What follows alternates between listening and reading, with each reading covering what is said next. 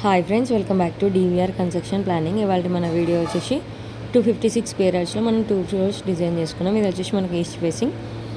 ఇందులో మనం commercial residential design అయితే చేసుకున్నాము. గ్రౌండ్ ఫ్లోర్ వచ్చేసి మనకు 2 shutters with car parking and single bedroom అనమాట.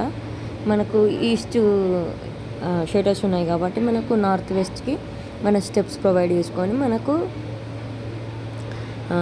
సింగిల్ బెడ్రూమ్ పోర్షన్ మనకు స్టెప్స్ స్ట్రేట్ కాలమ్స్లో మనం సింగిల్ బెడ్రూమ్ డిజైన్ చేసుకున్నాము. షెటర్స్ తర్వాత రిమైనింగ్ పోర్షన్ మొత్తం కూడా కార్ పార్కింగ్ వదిలేసుకున్నాము.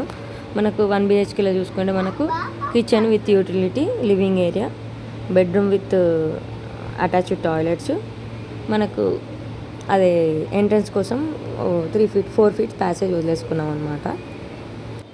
దీని స్లాబ్ ఏరియా వచ్చేసి మనకు 2063 SFT స్లాబ్ ఏరియా అయితే వస్తుంది. మనకు ఫస్ట్ ఫ్లోర్ డిజైన్ చూసుకుంటే మనకు 2 BHK అండ్ 1 BHK అనమాట. కింద ఎట్లా మనకు 1 BHK పోర్షన్ ఎలా ఉందో పైన కూడా సేమ్ అలాగే ఉంటుంది, మారదు. 2 BHK పోర్షన్లో చూసుకుంటే మనకు 2 bedrooms with attached toilets and dressing వచ్చింది. డైనింగ్ బ్యాక్ సైడ్ యూటిలిటీ ఇచ్చాము.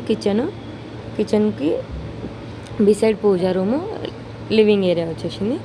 దీనికి north and east main doors పెట్టుకున్నాము.